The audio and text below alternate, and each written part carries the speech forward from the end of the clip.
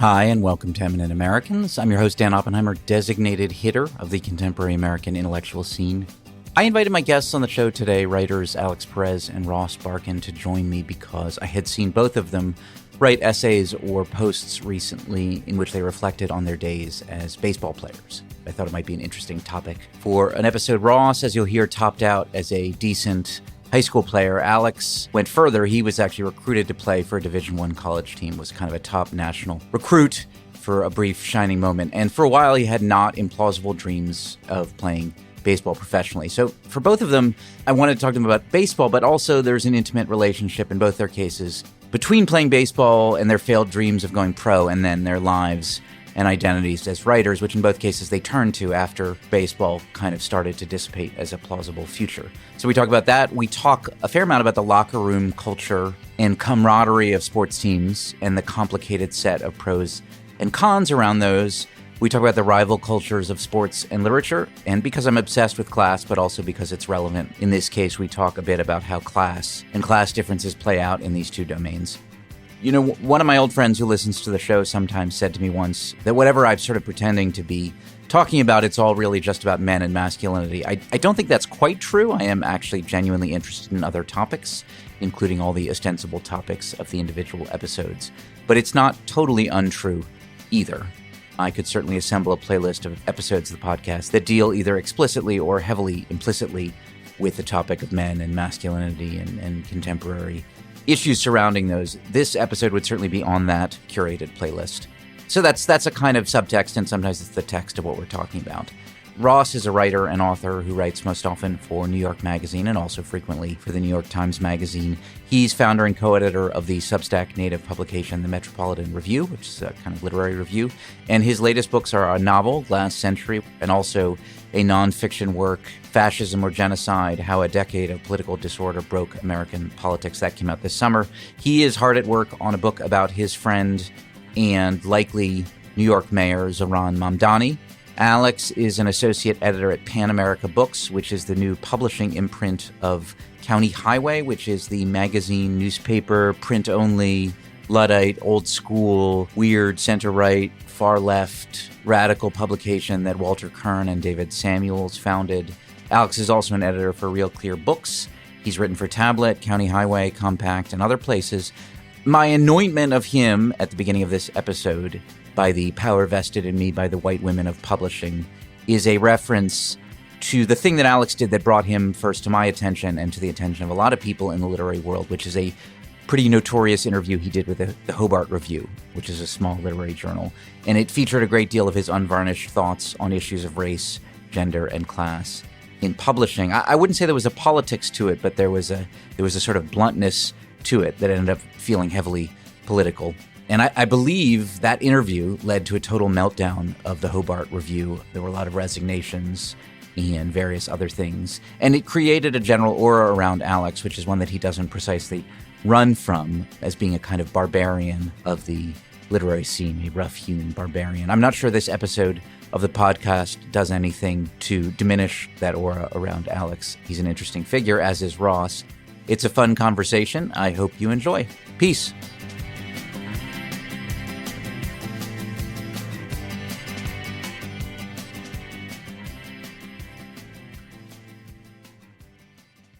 Ross and Alex, welcome to Eminent Americans. Ross, you've already been anointed. I think I've already anointed you an Eminent American on previous episode of the podcast. But Alex, you are hereby anointed by the power vested in me by the white women of the publishing world. Alex Perez, you are anointed an Eminent American. Thanks, guys, for doing this. Thanks for coming on the podcast. Thank you for the anointing. It's a great honor to be anointed, so I appreciate that. It is. People joke, but I mean, it's an elite crew. Tell me your baseball origin story. Maybe Ross, you start, and then hear from you, Alex.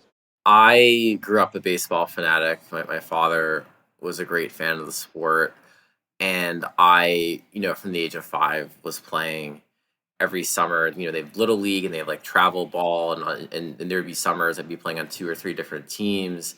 I was pretty good. I was never a star. Were you in Long Island? Where'd you grow up? I forgot. It was in Brooklyn. This is in Brooklyn. Various leagues in Brooklyn, which is a fascinating place to play baseball because it's very ethnically and racially divided. So I'd usually be on teams with a lot of Irish and Italian. I would be the Jew. So they would be soft anti-Semitic towards me. Soft but kind of happy anti-Semitic, right? I mean, I had a little bit of that with. Yeah, not like a virulent, but like little Holocaust jokes, but they're not.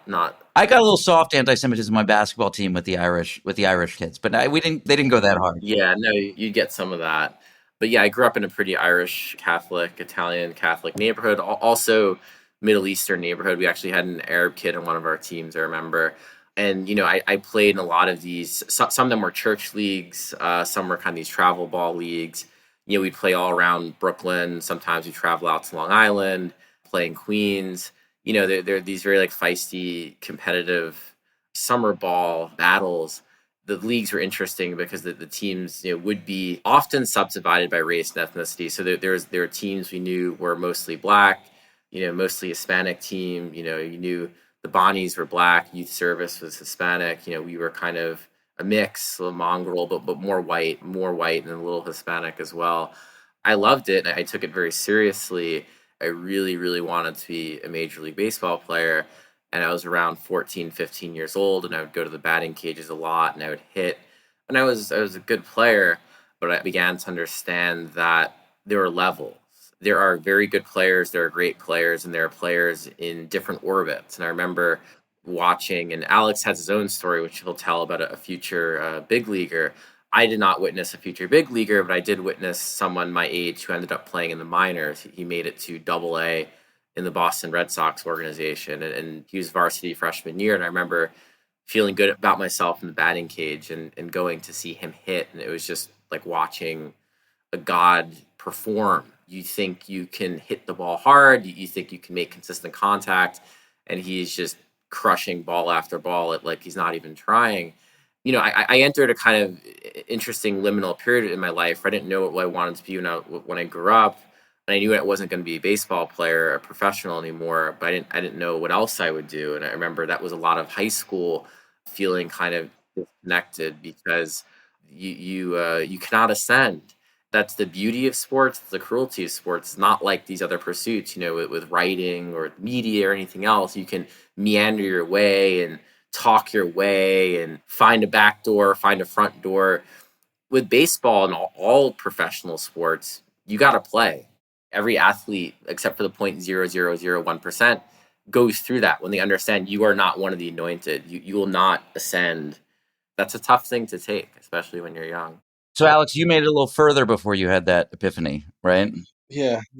I was an anointed one for a bit, and then you get some of that feeling, and then you realize, oh no, there are levels to this. When I was 6, my dad took me to this local park where a lot of top kids played in Miami, and I'd watch baseball. Obviously, I'm Cuban from Miami, so baseball's a thing that when you grow up, it's like you're probably going to play baseball if you can put on a glove, you can walk a little bit. So I go to the park and I'm watching my first, game of kids actually playing. I'm 6, and my dad goes to me, "Do you want to play baseball?" I started playing baseball at 6.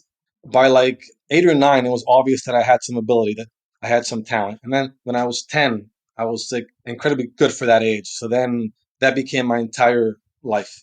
I was always good at school, but like baseball was this thing. And in Miami, like if you're good like at that age, already people are saying, oh no, like, this kid's gonna be, this thing. So from like 12, 13, that starts being piped into your head. So by like 13, 14, when I'm a freshman in high school, I've grown a little bit, I've gotten a little stronger. And my junior year, that's when things, scouts start looking at you. So my junior year, I went to this showcase called Team One. And at this time, baseball, what it became now about all the metrics, all the numbers, this started when I was coming up. And I'm 41. So it was this time when like it was the beginning of the top players go to these showcases. So I got invited to this Team One showcase. It was at Clemson, South Carolina. And that's where it was like all the top guys on the East Coast. Like at that point, I'm like 17. So you're feeling this enormous amount of pressure where you've been working for already 10, 11 years. And like all the guys you're there with have this incredible amount of pressure where like it really is based on this moment. So it turns out that over that 3-day weekend, I probably had one of the best days I've had in my entire life playing baseball. So when I came out of that showcase, I was one of the top players in the Southeast, shortstop. So the first day that legally coaches can call, I get like a midnight, like Vanderbilt call. So I was like, okay. So it was like 35, 40 calls. So it was like immediately, like at that point. Vanderbilt, probably one of the very best baseball programs in America. So that became like my entire fall of my senior year was to visit all these programs. And it was at Clemson, FSU, South Carolina. So at this point, you're obviously feeling good. You're a top high school player. I'm a local Miami guy, so the dream was to go to University of Miami, be a Hurricane. I signed with Miami. So I was there for a year, and then I realized, pretty quickly, I keep hearing this name of a guy named Ryan Braun that was coming to Miami. Ended up being a great player. So I'm hearing about this Ryan Braun guy. I finally see him, and I'm like, okay, this is different human. When you see a guy like Braun or any guy at that level, things are very, very different. The ball sounds different off the bat. The way they move is just different. So I was there for a year, and then I was like, okay, this might not be. And they wanted me to pitch, which also closed in high school. If I would have pitched, I might have still be playing baseball because I was throwing mid-90s. So but I didn't want to pitch. But it's things that you're young, you make these choices. So I said, no, I'm going to transfer to top junior college in Florida, which I played there 2 years. And there at a JUCO in Florida, it's this waste station of people, super talented guys with awful grades, guys that are like 1 year away from the major leagues, guys that are brought in from like other countries where you have no idea how they're taking classes, which they're obviously not. So it's like this weird minor league environment. But that was like the beginnings when I realized, okay, like I could keep doing this for a few more years, but I started reading more, started writing more. I remember I was in the locker room and I was playing like Dylan or like Jeff Buckley, which you shouldn't be doing before baseball games. Not going to make you play well. Psych music like Bob Dylan and Jeff Buckley. Yeah. So I was still a jock, but I was going to get into that thing. And I had a teammate tell me, if you play this shit, you can't hit. And now I'm like, yeah, he was right. Like, you can't go into this, like, batter's box, hearing like blowing in the wind or anything. It's not going to work. I remember my second year at the junior college, I was on deck to face this guy who was throwing like mid-90s. And there was 2 outs. I remember thinking, I want the guy hitting to strike out. I don't want to face this guy because I know it's not going to go. It's the first time that ever happened to me where I'm like, just please get out. Please strike out. I don't want to face this guy. And I was like 22 at that point, 23 plus since I was 6. So my teammate, unfortunately, he gets on base, he gets a hit, he walks. So I have to face this dude throwing mid-90s with a nasty slide of the ball. Just, you could tell. So I tell myself, I'm just going to take the first pitch. I'm going to watch it. I don't want to swing. Let me just see possibly if I can see this. And the first pitch comes, there was like a slide of like a 90, so it's fast with movement. And I didn't really see it. I step out of the box, and like that was the moment where I realized, yeah, like something about the way the ball was moving at that point, like I'd hit that plateau where that was it. I want to ask you guys about the sort of culture of baseball and baseball players. I was a terrible baseball player, only played for 2 years or something and got a bunch of walks and strikeouts. But like I played soccer, I was an okay soccer player. And so that experience you described, Ross, of like I was in church leagues for a while. I was on the Jewish Community Center team. So we were the Jewish team, and there was the Catholic team, the Irish Catholic team, the Italian Catholic team, the Puerto Rican team, the Black team. Like that experience, so that sort of like ethnically divided leagues was an interesting one. I think of baseball, let's see if I can articulate this. It's like the most Republican sport. Baseball players seem like the broiest, chewing tobacco, spitting. It's always seemed like the broiest of the sports to me. What are baseball players like? What's the culture of baseball like from the inside? What did you like about it? What in retrospect you're like, maybe I liked that, but that was a little dark. And what didn't you like about it, if there was anything? There's a camaraderie that comes with it. Like if you're on a team, let's say it's a good team, it's a winning team. These are long seasons, even on the amateur level. You play, 20, 30 plus game seasons. There's kind of an ebb and flow to it going deep into the summer, very hot days. And obviously it's very hot in Florida and New York in the summer. It gets very swampy also. My teammates largely, were probably politically, if they were politically involved, like sort of on the right. I mean, I was playing a lot also post 9/11. So in New York, especially, that changed the culture to a degree where I remember we had like American flags sewn onto our jerseys. And there was a real feeling of patriotism, jingoism. I had many teammates where, many of them like were the kids of cops or sanitation workers, kind of the public sector people. I mean, thinking about but baseball teams that honestly I miss a little bit is, the amount of blue humor, the amount of just insane things people would say to each other. It's kind of why Alex might have had a probably very similar experience when the locker room talk happened in 2016 with Trump with the Access Hollywood tape. And everyone was convinced, certainly in my orbit, Trump was finished. I remember I was a City Hall reporter at the time, and that was all anyone said. This is it. This will finish him. And Trump gave his locker room talk answer. And I remember thinking at the time, I don't know if Trump is finished, because this just sounds like how people do talk in the locker room. Like, this is real. If you're on a team, people are saying the most vulgar, insane, funny, anti-Semitic, bigoted, racist, sexist, homophobic, extremely homophobic. Maybe that has changed. I don't know, but I can say, and this was not good. This was bad. Baseball in particular, I think, is a very homophobic sport. I think most of professional sports, to be fair, in America, the fact that there's no openly gay professional to this day playing right now at a high level amongst baseball, basketball, the NFL, it is insane. I mean, there absolutely are gay men in these sports, but the culture of homophobia is not good. The other stuff, I actually don't think baseball is a very racist sport at all. And I think that's because on these teams, and Alex probably the same experience. I mean, just different people are playing together, and it really is true that yes, you can call someone like a whatever and use a slur, or they can make fun of me for being a Jew, but they want me to get a hit, like want to win the game, So that's the beauty of it, where you have like this sort of ethnic, racial humor, very untoward humor, the type that one wouldn't utter in polite company. But I think there's a bonding to that, and also it can go into dark places. And I think that's where I think of the homophobia, the very casual homophobia that was certainly big in the 2000s. And I don't play baseball anymore, but I play in a softball league with men, and it's still there. It's kind of like more of like you do still have some of that, at least on the competitive Brooklyn softball level. What do you think, Alex? I don't miss baseball, but I do really miss being part of a team. It's something that I did for so long that it was just my life for 15 years. And when you stop being part of a team, you realize what it does for you. There's like teammates that you might not like, but if you're part of a team, you're still on the same side. There's a nice thing. I remember having a teammate once that like he was like drunk or something, and he couldn't obviously drive. So one of our teammates who didn't like him was like, oh, screw him. But not, we still got to pick him up, get him home. That's the thing about being part of a team.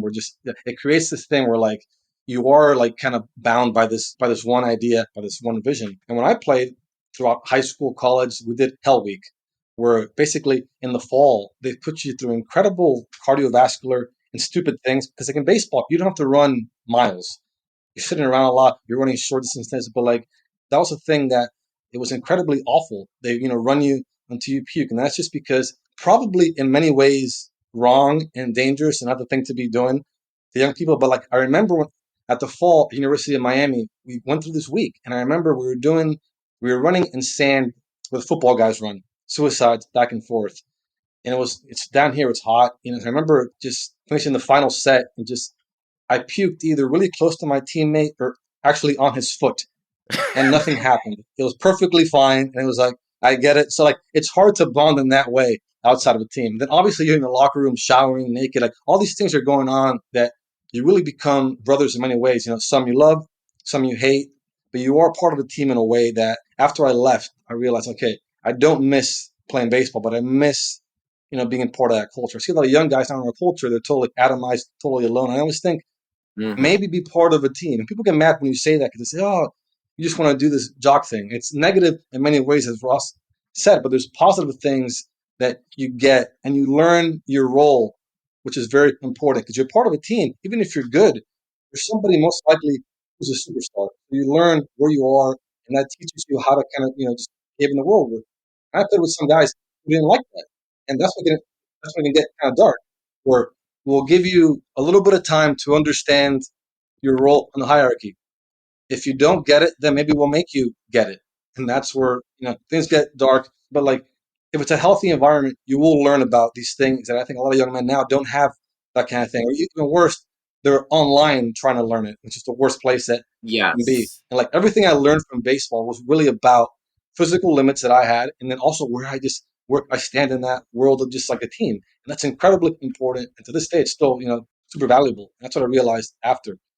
It's interesting. I hadn't been thinking about this in light of like some of the things you've written or said in interviews, Alex, but like this is a very hard thing to talk about in a sort of intellectual space or progressive space, which is these masculine cultures, right? And the stuff you were talking about, Ross, the kind of the vulgar humor, sexism, homophobia, even if the sort of essence of it is not racist, there's a lot of racialized humor, ethnic humor, things like this. It's not acceptable in polite society. It's not acceptable. And there's all sorts of good reasons for that. And yet I can't get away from feeling like there's also no way of avoiding it. There's a value in it. There's an intrinsic value in putting a bunch of men or boys in these spaces. And there's something, I don't know if I want to call it biological or cultural or something, and giving them the freedom to do that. And there's a culture that will evolve that will almost inevitably have some of this stuff. And like, we can't politically recuperate it as adults, as a 49, almost 50-year-old guy. Like, I can't recuperate that stuff politically. Like, it's gross, right? And yet I can't reject it either. Like, I don't know what the alternative is, right? And I'm sort of hopeless that there's almost in sort of a nonfiction, journalistic, essayistic space, a way to approach it that feels like it honors what is actually valuable about it and what's irreplaceable about it, while also recognizing what's sort of politically difficult or fraught about it. And I was going to say, this brings me back to some stuff you said, Alex, which is, I think, probably fiction, whether it's novels or it's movies or it's TV or something like that, maybe is the place to do it, though even there, it's very hard to do it. I don't know, like, I can't reject it, particularly when you're looking at these, like, crisis of boys and things like that. And like you were saying, the atomization of it, like, are you really saying that it's better for a 15-year-old boy to be in his house jerking off to porn and playing video games than being on the baseball team where there's a certain amount of blue humor and some of it's homophobic and some of it's sexist?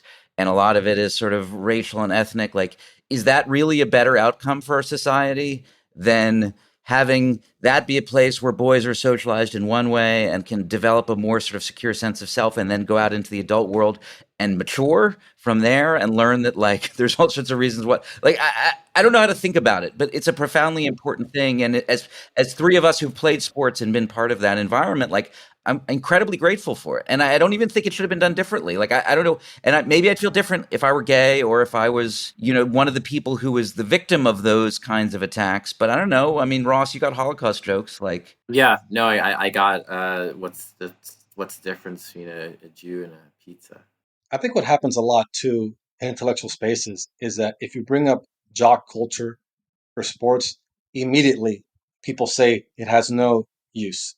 I've gotten some hate for different things, but it's weird when I get hate only because I played sports. And I'm like, I think it's like automatically looked at as this brutish thing, like in a lot of spaces where it's like, if you played sports, if we talk about sports, if you like sports, automatically it puts you almost like in this like savage kind of space. That's a problem because like if that's your like default way of looking at sports, you automatically lose a lot of the great benefits. I think that's a problem because I've had people tell me, "Oh, you're just a jock," which is partially true in some ways, but it's a weird thing to say about somebody, and it's really really telling that in a lot of like intellectual spaces, like that's the way that playing sports is like looked at because they don't get the other side of it. If I have a kid, I don't want him to be inside all day. If he plays sports, I understand he's going to be part of this culture where it's very positive and very negative. But I think if you raise them properly, they will get more out of being an athlete for as long as they can than just not engaging in sports. And I think a big problem is that the way sports are looked at is still as this kind of like an intellectual side of things. Like it's this thing where it's just for like brutes to grab a bat or throw a ball or just run really fast. And it's so much more than that. I don't know how you could represent the, like, accurate culture in a nonfiction space in a sort of somewhat positive way without being totally rejected. Ross, I do want to know, what is the difference between a Jew and a pizza? Oh gosh, It has something to do with ovens, right? It surely has Oh, some. it does. Oh, it does. One makes noise when you put it in the oven. Heard that one. We learn to roll with these things. I agree with Alex, and I mean, playing sports, playing baseball as a kid, taking tennis lessons, playing like pickup basketball. I played a lot of handball, which is a very New York thing to do, one wall handball. It was all very good for me. I think I would have been a much worse person if I hadn't done all these sports and had all these experiences. I mean, look, there's obviously the physical benefits you can talk about, being able to do things and feeling good about them and performing in that way. But also I do think people who come up playing sports and in jock culture a little bit And if they go into kind of the writing worlds or kind of the world of the mind, I feel like they're a bit less uptight. I don't know. I feel like some of these people in media, especially, who are just so like humorless and so angsty and so angry. Alex, is a great Twitter presence, and it's amazing the amount of bile and rage he can generate from making like these very benign jokes, like calling Raymond Carver Ray Carver, and then this like with setting off kind of a firestorm, these very kind of angry MFA types. Like it's like a combination of promoting a writer who was once very in vogue, is not quite as in vogue as he used to be, Yeah. is a male, kind of represents a certain type of masculinity, but also the fact that Alex was doing it in kind of this jocular, I think, friendly way. It triggered people to Crazy. use Yeah. a 2010s term, really triggered people. I loved watching it. And maybe some of these people played sports growing up. I don't know. But in some ways, you can get some of your angst out on the field. You can actually get a lot of your emotions and your feelings, your anger, especially. Because I don't get angry that much in real life. I would get so angry. I've thrown bats, I've thrown rackets, I've cried. Like I've done Oh, everything. tennis was the one that did that. I had to stop playing tennis because I couldn't. I mean, I did all that shit with tennis. Me too. I used to play tournaments, and I just was like 14 and would like cry before them, and I couldn't do it anymore. I was that level, and I'm not like that in real life. Man, I'm much more of a calm person. So I do believe there's something very good for young men to be in these, playing these sports, whatever the sport is, being either in organized sports. They don't really have as much pickup sports anymore, but certainly in New York, you still can play pickup basketball and get into handball games and things like that. I think it's all very helpful for young men, especially now when the childhoods of today are even so different than how Alex and I grew up, where video games used to be a pretty like social activity. Like someone had a PS2, you'd go over their house and play for a bit, then you go outside, do something else, and now people like sit in their caves with their headset, playing with their headsets. They might never see their friend in person, or they might be playing against people around the world, whatever. And there's not a lot of human interaction going on. So if your choice is perhaps a slightly more woke person, but is like sequestered in kind of this sort of tech bubble, versus someone who's being exposed to the elements a bit, maybe being put in some uncomfortable situations, but also really learning a lot and just getting a lot of physical activity in, that's clearly the way to go. One problem with youth sports today, which was not as big when we were coming up, is the specialization and the fact that you have fewer and fewer general youth leagues. Kids are at a very young age are being shuttled into one sport and playing these like highly elite travel leagues. I played travel ball, but it was like travel around the city. It was not like travel around the country or travel around the region. And now, like, if you're a good baseball player and you're like 10 years old and you think you have major league potential, you are put on these like very specialized teams. The regular kid who's maybe not on an MLB track or even not on a college track, there are fewer and fewer places for them. So you create this kind of world of haves and have nots, where the kind of like decently athletic kids have fewer outlets. They just turn away from sports totally. I want to switch to how this has informed for both of you your writing. I mean, Alex, you were talking about they sort of overlapped each other, right? So as baseball for you is coming to an end, you're starting to get into writing. Did you experience them as a kind of in relationship, or were they two separate things? I think what probably accelerated my baseball end was that in my mind, writing and like any kind of like intellectual pursuit was totally different from like my baseball life. Probably because I was looking for an out from baseball as well. So I was like, the out in the next level of my life will be now to be a writer. So it was such of a stark shift that I had stopped working out. And like, right, this is embarrassing. Writers can't be jacked. They can't be muscular. When I was playing baseball, like I was like 200 pounds, just incredibly muscular. And then I had teammates who saw me like 2 years later and they'd be like, "Are you sick? What happened?" I was always this kid who was a smart, nerdy kid, but also this jock kid. I was in this culture and milieu where I was obviously part of a team. I love my teammates, they love me, but they could tell something there wasn't completely of this world. And then when I became a writer, it's kind of the same thing now, where I'm obviously a writer, part of this world, but not totally of this world because of my baseball and where I'm from. So like I've gotten it on both sides, which is probably because I did it for so long that I didn't link baseball to any kind of like intellectual pursuits. It was a very jarring, shocking thing to then like. I didn't watch games for a long time. It was probably, I don't want to call it a dark time, but it might have been a hard time.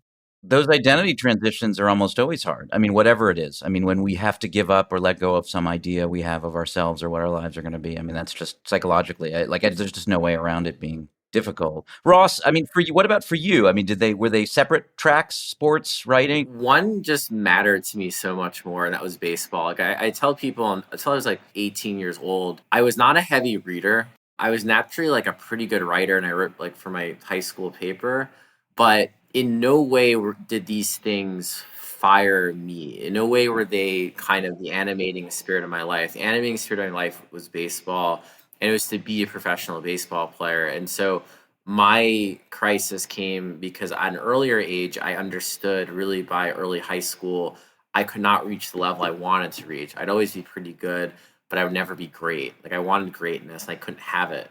So for me, I still have this theory that I took some of the ambition I had in athletics and sublimated it into writing. It was about 18 years old when I started to read fiction, wanting to write novels, wanting to be a successful and great writer. And I think in some ways, I mean, I love doing it. I'm not going to say I didn't, but I do think there's a part of me that's found, well, this is a viable route to feed my ambitions because baseball is not. Even the college I went to Stony Brook, which is a very good state school in New York, and they have a D1 baseball program. There's actually a kid who went to school who ended up playing in the major leagues. So they had like a very good baseball team. There is no way in hell I was playing for the Stony Brook baseball team. When I think of like the relationship of sports and writing, I thought I still do, you know, one can be intellectual, but also embrace athletics too. And I think there's a healthy tension that can exist if you're into both these things, where again, to bring it back to sort of Alex's experience with the MFA world. And Alex actually has probably much deeper experiences with the literary world than me, just because I didn't get an MFA. And so I always was kind of an outsider in those waters, but I was, you know, I always kind of understood the culture a little bit. And I do feel like those people having, generally speaking, usually no athletic background or kind of no experience in this culture, I don't know if you develop fully or in the same way. I think it's healthy to have really swam in both waters. You don't have to. Having those athletic challenges and pushing yourself that way for men and women alike, and it is good to do. And I think if you never do it, I don't know, it feels like in some ways you can become more angry, more resentful. You know, Alex's experience it feels like some of the angriest people, certainly in the writing world, are those who really just have none of these kinds of athletic experiences. Alex, tell us about your MFA. Where'd you do your MFA again? Iowa, University of Iowa. The one. Okay. I thought maybe that was it. Okay. For me, it was pretty wild that I finished playing baseball, and a year later, basically, I was at the writer's workshop. That's crazy. Iowa, the most storied MFA program of all. I mean, an MFA program that, unlike any other, actually has its own cultural script. You are in a movie when you are at, or a novel, I guess, when you are at the Iowa Writers Workshop, which I don't think is true of any other MFA program. That was a wild time because I was done playing baseball. I'd never taken a writing workshop ever. I had a buddy who told me there's these things, MFAs, they give you time and money. It sounds like a pretty good racket. So I applied to a few programs, got into Well, at Iowa. Iowa it is. I was told it's the best, so I had to go to Iowa City. And the time that I was there from 07 to 09. What did you submit? What had you written? After baseball, I did like a 6-8 month personal training where I'm like, who are the great American? This was crazy. Only when you're young, you can do this kind of dumb, crazy shit, but smart, like in a way, where I'm like, who are the great American writers that I need to read here in 8 months to kind of be versed in this? So, like, you know, so like in 8 months, I read as much as I could. You know, Ray Carver, Hemingway, all these guys, everything I get my hands on. So I read a lot. I probably wrote in that 8 month span, and baseball helped here because I was used to doing things I didn't want to do. You didn't know that we're all supposed to sit around and procrastinate enormously and write 100 words a week. You're like, well, no, I mean, this is the thing you do. You work hard, right? Yeah. So I was still in that baseball mindset where you can just like go through the slog. So I had like an 8 month period where I probably wrote like in that span 20 or 30 short stories. And then I applied to Iowa, got in there and a few other spots. So I kind of had to go. But I really think baseball helped me because I was still in that mindset where I'm like, I know nothing about this, but I know how to take punishment. That I can do. I mean, were you a stranger in a strange land at Iowa? I mean, the thing is about these programs is I think there's a misperception that when you get into them, everybody went to like Harvard, Yale, Princeton and came from like the Upper West Side of Manhattan or Greenwich or something like that. My experience was it's actually a lot of different kind of people, but it's a lot of different kind of people from different spaces who went through a very similar academic. They were the kids in their high school. They might have come from a working class background, but by the time they get to the MFA, they have been this sort of anointed literary types for a long time. Yeah, for me, when I got there, that was definitely the case, and I never felt that pressure because I was so new to writing. Because obviously, when you get there, you have kids there who their dream for 15 years is to go to the workshop, and just be a famous writer. So there was this competition, but for me, it was just house money that I somehow got into this program. I probably went too young. I was able to be there, like it feels like the last time in the culture that you could go to that place and just talk about writing, talk about craft. There wasn't a single time I was there that anything about politics ever came up. And then shortly after, I heard that the entire program changed. Obviously, culture had this incredible, change. But me, like when I got there, I was like, this is my new life. Writing is always going to be cool people writing, just caring about art and craft. And I expected to leave there and be like, this is what it's going to be. And then it was 2012, 2013, and culture became what it became for 10, 12 years. But I really saw the shift in the writing world when I left Iowa, where I saw what it was for a long time. I'd assumed it was you wrote, you cared about writing, all these other things that you didn't really care about, you didn't have to. And then as soon as I left, I was like, oh, okay, things have changed. So I was lucky and unlucky that I got this incredible experience, and then I was dropped into just what culture became, after I think 2012, 2013. It's an incredibly weird thing where like I had my politics, sure, some pretty boring liberal centrist politics, but like I never wanted to write about that or pretend to care about that. And as soon as you left Iowa, then it became this thing where it's like, for me, it's weird to be this person that people think I'm some like political or even like right wing writer when it's obviously Ross knows me. Like it's not where I'm at, but I think culturally things got so weird in that time period that somebody like me, only because I'm Cuban, maybe because I play baseball and I wanted to write about whatever I wanted, you get framed in this way. So I saw that whole cultural thing. I don't mind it. Like it's been good for me. I mean, I don't want to go through this kind of weird time period, but you could see, like, it was shocking to see how fast things changed for me leaving Iowa. It was crazy. Ross, do you still have a chip on your shoulder about not having an MFA, or are you sufficiently credentialed at No, this I point? don't. I think in a weird way, not that anyone's really said this to me, but I feel like there's a perception maybe of me and how I've written is that I'm like part of an anti MFA cohort or something, since there's this big ongoing Substack kerfluffle about the MFA. And I had a Substack note about it that summed up my thoughts very succinctly, which was that if you get into an MFA program and you want to go, better if you don't pay, or if you can afford to pay. And I know there are people close to me who went to MFAs and love them. In New York City, both CUNY and Hunter have outstanding writing programs. Obviously, Columbia and NYU do as well. I think that if you want to do an MFA, do an MFA. And yeah, I think there's this idea that the MFA has corrupted fiction in some way. I don't think it's really true. I think its conglomeration has corrupted fiction. I think to a degree, social justice politics and the literary side, or woke politics to a degree, and also just the lack of ambition and experimentation and empowerment of editors. I think that's also been a big shift.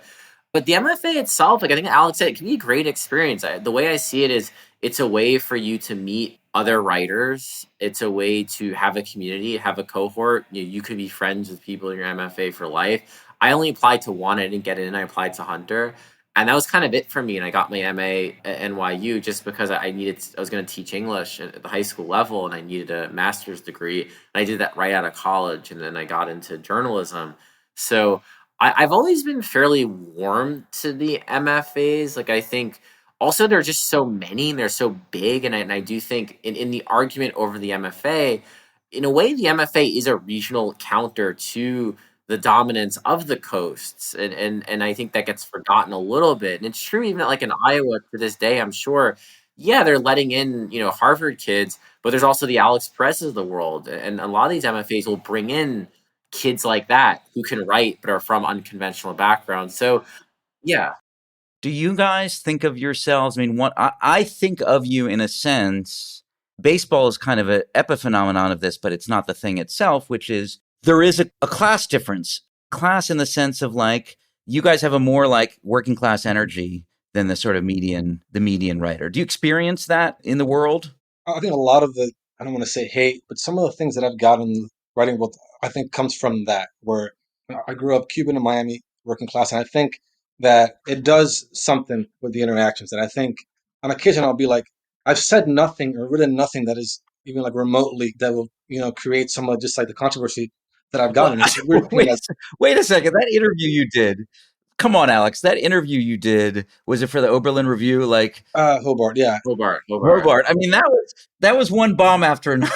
It's a good example though, because like there was nothing that was written there that I think people weren't thinking. Sure. I think a lot of it is obviously I was there playing up some of that, but I think other writing I've had is there's something about the tone and the way that I say things that is more rooted in the way I grew up, and even still now in Miami. Because I mean, like, most of my friends here, they don't read, they don't have any of that writerly background. So I think what's caused me, don't want to say trouble, but it's created some kind of tension. Is that I think like in many ways I sound like I'm from a different place, which I do, and I think that's it. Do you feel that way, Ross? Yeah, I think I've kind of an interesting background in sort of my ability to relate to class and move between them, because I went to a prestigious prep school in New York City, Poly Prep in Brooklyn. I grew up, very middle class. My parents worked for the federal government, good salaries, but in no way wealthy. Grew up in an apartment, a small co-op. I went to Poly and I went to a SUNY. So at Poly, you were rubbing shoulders with the children of quasi mafia bosses and celebrities. Meryl Streep's kid went to Poly. Al Sharpton's kid went to Poly. Art Garfunkel's kid briefly went to Poly. Bon Jovi's kid, after I graduated, went to Poly. It's a very strange place. It's very outer borough, so you get a lot of like new money, kind of rich Italian money. So I went there, and I went to a state school, very, very kind of working class, middle class. And I felt more at home at the state school, really more my cohort of people. So I've been able to move between the classes fairly well, just because I've experience with it. I do think there's a type of person that I seem to trigger, which is maybe kind of the upper middle class, affluent, privately educated, K to 12 and college as well type person. But I can relate to them too. So I don't feel necessarily like an outsider. I get them and I can talk to them. I said working class. That's just absolutely not the right word. Like, what is you guys know what I meant, and we use that word to mean something. I think it's a tone. It's a tone that I have. Yeah, because I look at the actual things that I've written. Yeah, Hobart. Okay, it's a little bit, but I've written plenty of other things that weren't like even close to the Hobart thing, where people get mad. So I think there's a tone there that obviously I know how to turn it up. Sometimes I know what I'm doing. What is the tone? What do we? I think there's a bluntness. There's definitely a bluntness to it. A bluntness in a way that's not, because there's this very kind of shrill 2010s style that sort of played at being blunt. I think the kind of the internet speak. I always hated that style. I mean, I think my own style is a bit mid to high literary, but also with a bit of a punchier streak to it. And I think that's something where people, when they meet me in person, always think I'm going to be more combative than I am, and like I'm not in person that combative. But I think we're very direct. I think we're direct people. I don't really beat around the bush in terms of like if you read me, you can figure out how I feel about something. I'm not terribly oblique. I hate subtweeting and like subtweet culture. Like I've called people out on both Twitter and Substack for subtweeting me in some way. Good example, this guy Teddy TM Brown, who hates me, really just stick up his ass about me on Substack, and that's fine. I think we all need foils, and like I'm his foil. I don't think, to quote Don Draper, I don't think about him very much, but I bring up this example because he was subtweeting the Met Review, but he wouldn't tag us and he wouldn't tag me. And so I came back at him like, listen, if you want to say something about the Met Review or about me, say it to my face. And that's kind of, I think, the working class culture of it. Goes back to sports too. Like you're gonna talk shit, you're gonna get hit, but you can also hit back. Like that's the thing. Just tell me what you think, tell me what you mean. There is this very kind of oblique, affluent Twitter culture that is coming to Substack a little bit, not as big, but it boils my blood a little bit, because I don't, I think if you have a problem with me or have a criticism of me, make that criticism, like say it very directly. I have a problem with how your publication is running its pieces, or the type of pieces it runs, or I think Ross Barkan is this kind of writer and he's a problem. This is why I hate this. I see it a lot with, and I actually am, I'm on good terms with him, Brandon Taylor. I actually am fine with Brandon Taylor, and he's been critical of me, but I'm okay with him, and we have an understanding. But he too, it's the subtweet culture. He'll just post about the MFA boards or something are uniting, and you can tell he's like taking shots at certain writers. And it's like, take the shot. Yeah, there's another way to think of it, that working class is not the right way to, I mean, I'm thinking about, if you read like Norman Podhoritz's memoir, Making It, it's an ethnic outsider thing too, right? And it's an ethnic outsider, and and I think this is part of the reaction to you, Ross, is there's a comfort with striving and a refusal to disguise striving and ambition that is profoundly discomforting to people who are from a world of affluence and success. I don't know if with you, Alex, if that's been, you don't hide the hustle, right? No, and that's a problem because what really shocked me when I first got into the writing world, it was just, and still shocks me when I go to an event or something, is books and literary culture is shrinking when it comes to relevance, but the amount of money involved in the writing world and the people that you'll meet that are from like incredible amounts of money, still to me is like shocking, which is fine. But then the problem is, if you ever talk about money in a real pragmatic way, like I do a lot of times, people get mad, and like that's the issue. It's like, no, I've been to events where I'm like, holy shit, like these are like multimillionaire people who are like invested in this writing world, which is great. We need people with money to, but like, I think that's the issue, where if you're just pragmatic about things that you're supposed to not be talking about, then people think you're some kind of like, brew. It's a tone, because I mean, I'm always shocked. I'll go to an event and I'm like, oh my goodness, like back home, like I told my friends, like they'd be shocked by this.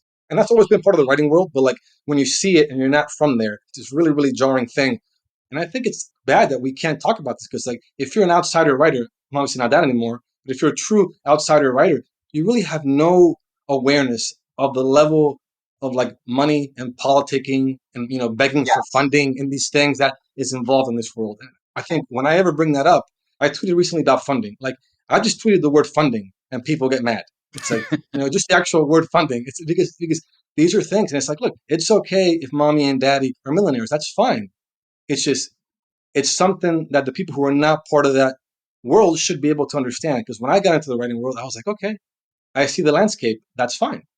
And I think there's this way of trying to hide this that I think it's bad for writers who are, don't understand it. And it's this incredible way of behaving, of understanding that it takes a lot of time to learn it, and we can't talk about it. Because obviously, when you get to these levels, that's the way this operates. We can't talk about things, but we all know what's going on here. We all know the score. But if you mention the score, then people get really mad. More working class people will talk about money. So there was a profile, you might have seen it, Daniel and Alex, of Gary Steingart in the New York Times recently. I started to read it. That was hilarious. Yeah, it's fascinating. The writer, also another Alex who I like, did it very good. But what's interesting about the piece is there is no discussion of how Gary Steingart has all this money. It actually makes no sense. Gary Steingart has these houses. He lives in Gramercy Park. He has watches that cost $100,000. Do we know the answer? How does he have all that money? No, we don't. The piece won't tell you, because he's a successful novelist who teaches at Columbia, and you can run the numbers in your head and think about what Gary Steingart probably makes in a year, or what he's made throughout his life. And it's like, okay, he's been a successful but not Franzen level novelist. I don't think Gary Steingart ever signed a multi-million-dollar book deal. I don't think he ever did. His books were never quite that big. He teaches, maybe Daniel, you'd know better than me. He's tenured there, so he's making probably a good six-figure salary, but they don't pay. Gary Steingart's not getting multiple millions of dollars to teach at Columbia. There's no way in hell, right?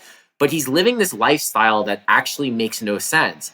Gramercy Park, like literally the most perhaps expensive real estate in Manhattan, and he's got the country place. But the piece won't tell you. It's a very Timesian thing. They will not tell you how this writer at the age of, around 50-ish years old, who's had a very nice career, a career we'd all envy to a degree, but never writing kind of like the Taylor Jenkins Reid, like runaway hits. She just signed a $40 million book deal. nothing in that category. Novels that probably hit the bestseller list but never topped out. How does he have all this money?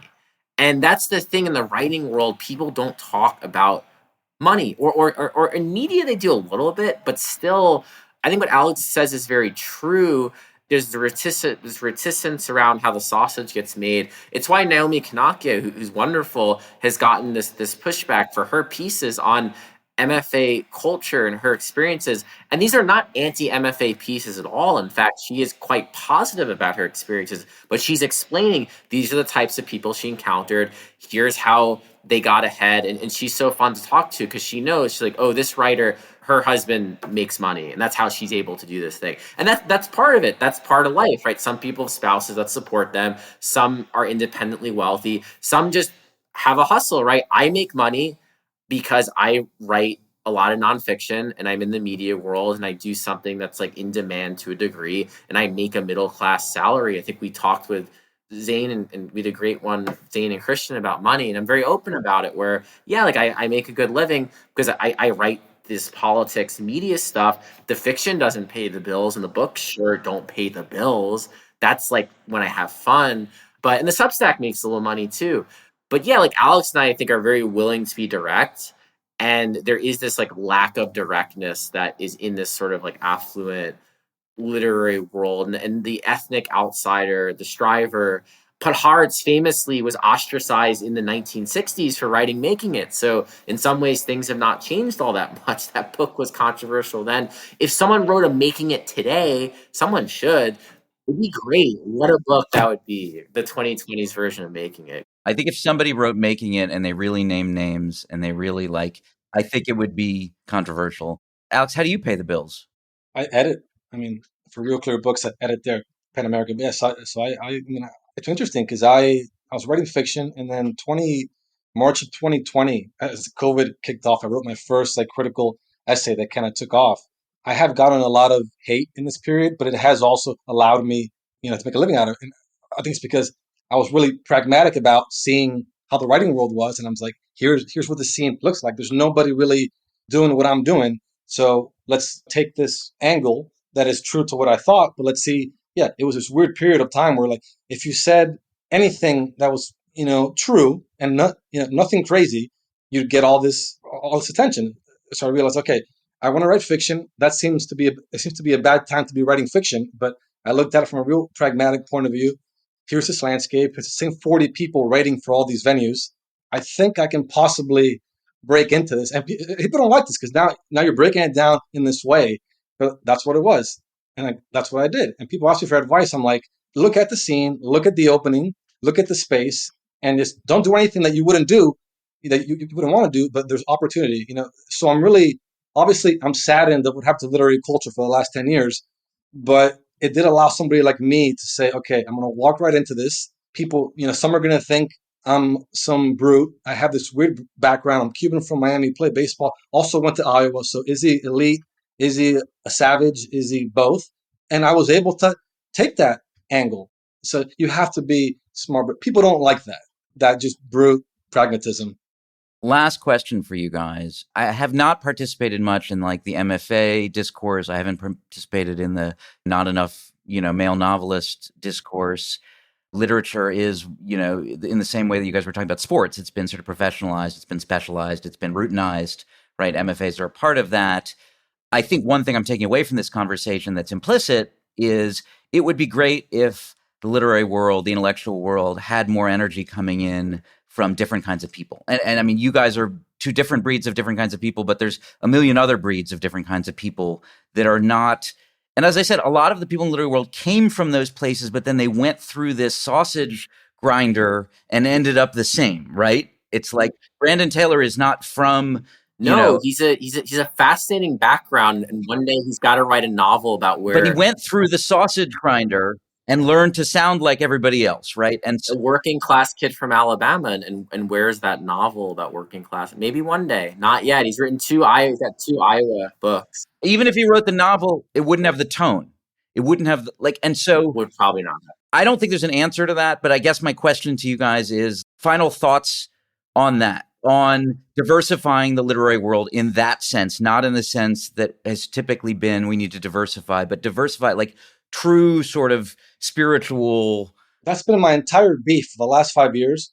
Everything I've written about that comes from that place where I truly want things to be diverse, meaning I want different voices. Like if you see any top 40 summer reading list, you can tell right away what 38 of these books are going to be like. And that's part of why the business is where it's at now, that we live in this crazy, wild, massive country, and you only get access to a very small amount of literary voices. Well, I think the problem is worse than that because it's not like there's this vast realm of working class or ethnic or outsider literature. Like our system in some ways is so efficient at tapping talented people and feeding them into, it's like the sports, feeding them into certain channels that there is nothing else. It's not like there's all this other stuff, all these other great novels over here that have this different vibe that aren't getting published or aren't being read. Like they don't exist because we're all being fed into the system, right? Or am I too pessimistic? No. I mean, now, like I'm here with you guys on this podcast, so I've obviously been. The reason that I'm here is because I've understood how to. Yeah, Because but you now. still have some good brutish energy, Alex. Okay, good. I got to keep that. No, but it's true. Like for me, it's fun because now, like somebody asked me recently, like, "Are you still this like pariah?" I'm like, no, because everybody pretty much reads me at this point. So it's this weird thing where like, so you're right. You do like if you're part of this elite culture, if you're here now, like it means that some things were kind of massaged to get you here. Yeah, I mean, my lament, I think we need to recapture some of what the 20th century had, and that's going to be very hard, realistically, is the regional powers, the differentiation. And you see this across society, accents being flattened out, right? Homogenization of culture, more people seeming the same, analytics entering every facet of existence almost. So we are swimming against the tide. But my hope is, now we're kind of moving out of, the pandemic era, the woke era, the social justice era, all these things. It feels like there's a bit more burst of creativity. I see it through Substack. I see that's why I think Substack is great because it is a place where the voices aren't yet homogenized. Yes, there are complaints about Substack, about the notes, about too many types of writers, too many people trying to game the system. But really, I mean, the good writers sound so very different, whether it's a Sam Chris or a Justin Smith or a Naomi or a Mo Diggs or Chris Lee. And I can name, 100 other people that I'm not even name checking here. And that has held so far. So I do think there are green shoots in Substack right now in that when you get Substack essays, they are still the individual voice. And I do think Substack is driving a real shift and almost a revolution in the essay and nonfiction. I don't know if it's happened yet on the fiction side, but I really think on the essay side, and even just shows like this, Eminent Americans, its own thing. It's the magazines aren't doing it anymore. The big publications aren't doing it. The Atlantic's not doing it. So it's kind of happening here, and I hope more institutions get established. That's why I started the Metropolitan Review. I want there to be more places like that. So I do think it's good when people come together to do things. But I'm at least optimistic on the side of Substack, where so far so good, and that on any given day I can get John Pastelli, another one, just these almost like mystical people who their voices could not exist anywhere but here. That I feel good about, and I'm hopeful that can continue and grow. Alex, are you going to, I think one thing I'm taking away from this podcast is you really need to coach. Are you going to coach? There's a high school in Miami out there that needs you. I think it's time for me to get involved again and coach some of the younger, it's not out of the question. Like I do miss the game now. I heard it in your voice. Ross, I think you're too busy. I think you're too busy to coach. I would, if I had kids, I would consider coaching Little League, but I'll say this, there's no tyranny quite like the dad who had the kid on his team. Oh God, don't coach Little League. There's nothing as awful as that. No, it's terrible.